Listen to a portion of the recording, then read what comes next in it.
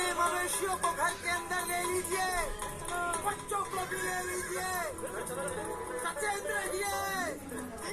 खेलना बंद करो, पता है ना बाहर कितना खतरा है। घर का ताला अंदर से बंद कर लेना, कोई बाहर ना निकले, ध्यान रखना। चलो चलो जल्दी करो, चलो जल्दी जल्दी सब कुछ अंदर रख दो। चलो चलो जल्दी, मैंने इस तरफ के दरवाजे बंद कर दिए हैं। सब बंद कर दिया है। चलो जरा जल्दी करो। चलो चलो जल्दी करो, के सारे दरवाजे भी बंद कर दो। भैया, अरे कोई खिड़कियां भी खुली मत छोड़ना। अरे सामान आने के बाद अपने सभी लोगों को अंदर बुला लो, कोई बाहर ना रह जाए। बेटे, मैं इस कमलेश्वर मठ का महंत हूँ। अंधेरा हो रहा है और रात बहुत डरावनी होगी। मठ के अंदर आकर रहो। अंदर का उजास बाहर के अंधेरे से डरने ही नहीं देता। अच्छा, अगर मठ में रहना नहीं चाहते हो तो फिर श्रीपुर गांव में कोई और ठिकाना ढूंढ लो, लेकिन यहाँ मत रुको। मैं बस्ती से दूर एकांत में रहना अधिक पसंद करता हूँ। लेकिन यहाँ रुकने में खतरा है। यहाँ रात में खूंखार जानवर आते रहते हैं। इंसान हो या मवेशी, किसी का भी शिकार कर लेते हैं। यहाँ रात की हवा में मृत्यु मंडराती रहती है। तो आपका कहना है कि मृत्यु आपके मठ में प्रवेश नहीं कर सकती? क्या आपकी किवाड़ या दीवार मृत्यु को रोक सकते हैं? मृत्यु को तो कोई नहीं रोक सकता मेरे बच्चे, लेकिन सामने से मृत्यु को गले लगाना भी तो उचित नहीं। यदि मृत्यु को कोई रोक ही नहीं सकता तो उससे डरना भी क्यों? जीवन से मोह ही भय का कारण है। जहाँ मोह नहीं वहाँ भय नहीं। तुम बालक भी हो और योगी भी। अब बाल हठ और योगी हठ दोनों को तो मैं नहीं छोड़वा सकता। वैसे मठ में सदैव तुम्हारा स्वागत है। मन करे तो चले आना।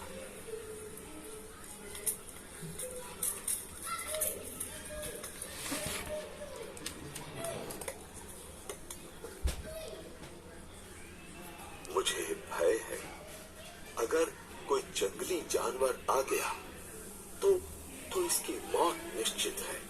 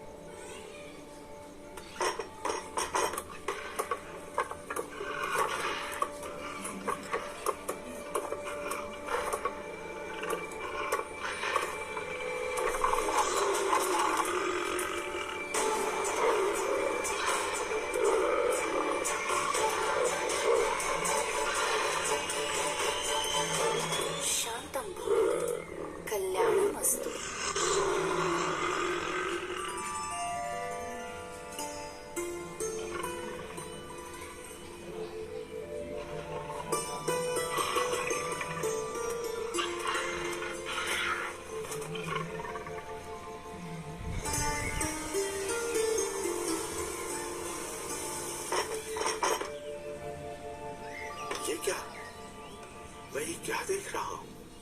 अकल्पनीय। जहां दिव्य प्रेम हो वहां भय नहीं हो सकता।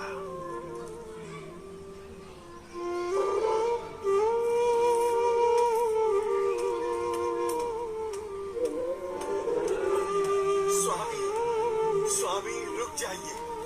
रुक जाइए स्वामी। स्वामी, स्वामी अब आप कहीं न जाइए। ये मेरा मठ, मेरी महंती, मैं स्वयं, सब कुछ आपका है स्वामी। कृपया स्वीकार कीजिए, स्वीकार कीजिए। मेरा मठ तो सारा विश्व है। उस मठ को छोड़कर मैं इस मठ को कैसे स्वीकार कर सकता हूँ? और इन सब में ही बंधे रहना होता तो घर का त्याग ही क्यों करता? प्रभु, हमारा प्रेम स्वीकार कर यहीं रुक जाइए, पर हमें आपकी सेवा का मौका दीजिए। जब तुम दूसरों की सेवा करते हो तो मेरी ही सेवा करते हो। जब तुम दूसरों को प्रेम करते हो तो मुझे ही प्रेम करते हो।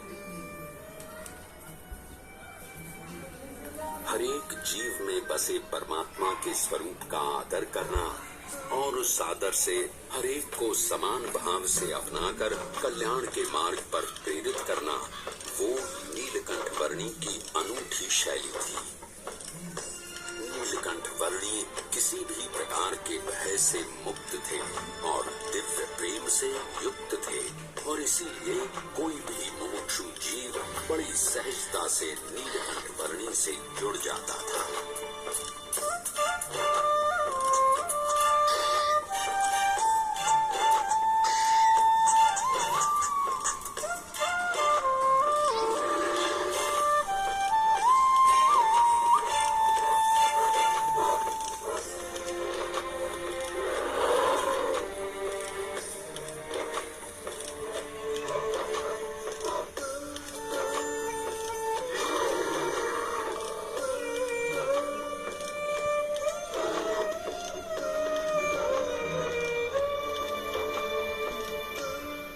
सुबह स्नान पूजा आदि करने के लिए अच्छी जगह कहाँ मिलेगी? इस तरफ चले जाओ।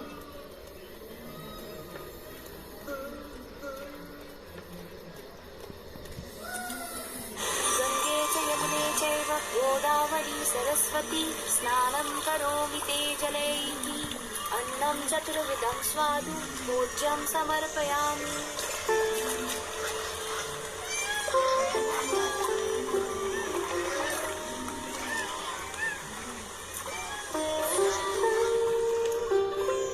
जो मनुष्य जन्म मिला है वो बहुत दुर्लभ है और इसीलिए उसका उपयोग भी कल्याण के लिए होना चाहिए।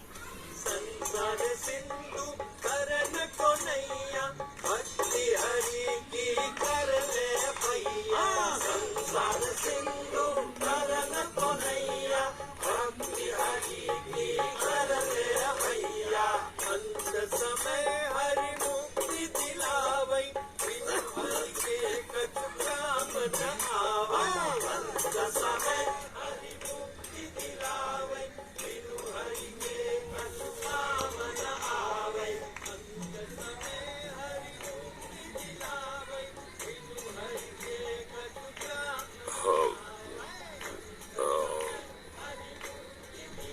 भाई अब वो अपना मजा ले रहे हैं और हम हमारा। उस नशे के सामने ये नशा तो कुछ भी नहीं है। और इसमें बुरा भी क्या है, मजा आता है। इस व्यसन से अधोगति है। पसंद भी आपकी है और निर्णय भी।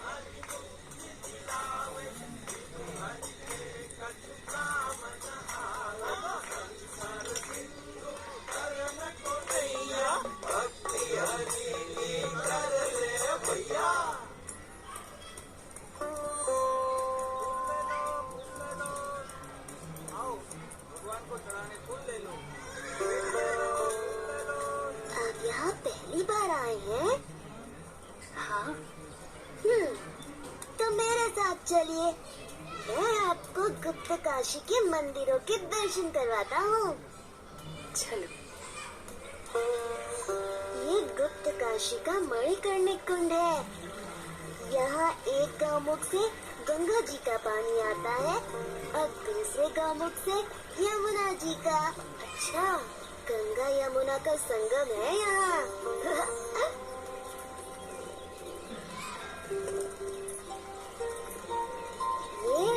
विश्वनाथ मंदिर है और ये पास में है अर्धनारीश्वर मंदिर।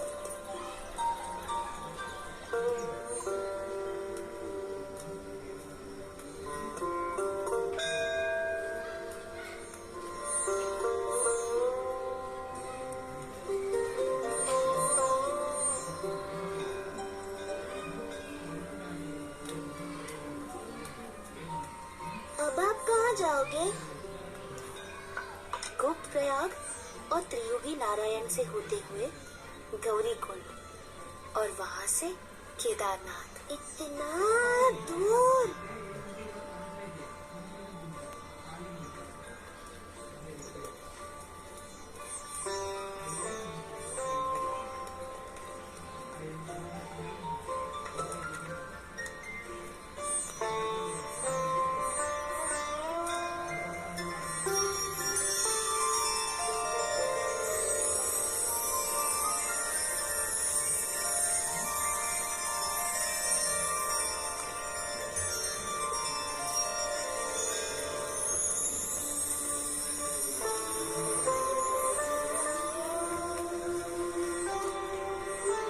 प्रणाम, अपना ध्यान रखना।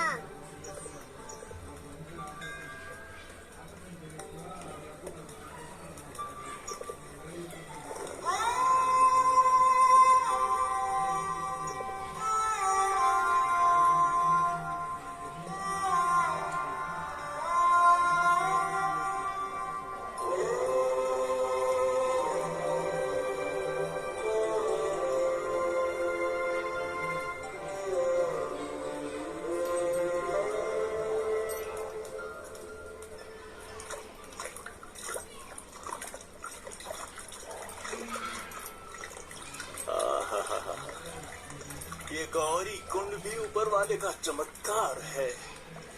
चारों तरफ केदारनाथ की ठंड और उसके बीच में इस गौरी कुंड का गरम गर्मीला पानी। आहा, बस जी भर के नहाओ, ठंड की कोई फिक्र नहीं। आहा, सही कहते हो तुम।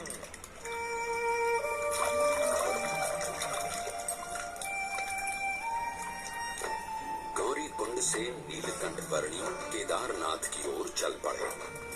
कोई भी ऐसा संयोग नहीं था जो इस 11 वर्षीय बालक की कल्याण यात्रा में बाधा डाल सके, चाहे वो शरीर की थकान हो या विकट से विकट रास्ता।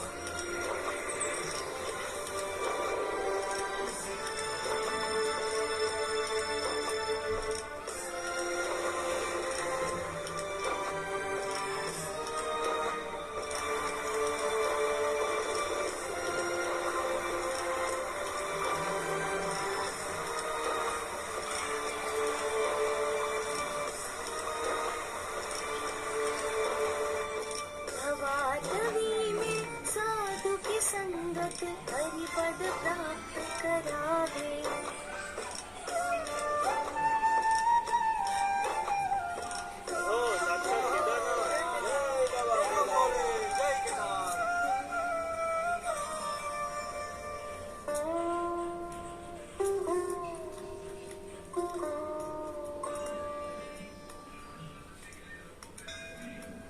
ये कहाँ खोया हुआ है? अरे किस दुनिया में हो भाई? साक्षात नारायण की दुनिया में। हाँ, क्या? कहाँ? मुझे इन वर्णी में साक्षात नारायण भगवान के दर्शन हो रहे हैं। तुम भी दर्शन कर लो। ओह, साक्षात भगवान नारायण। ओह प्रभु, साक्षात नारायण। प्रणाम प्रभु। प्रभु,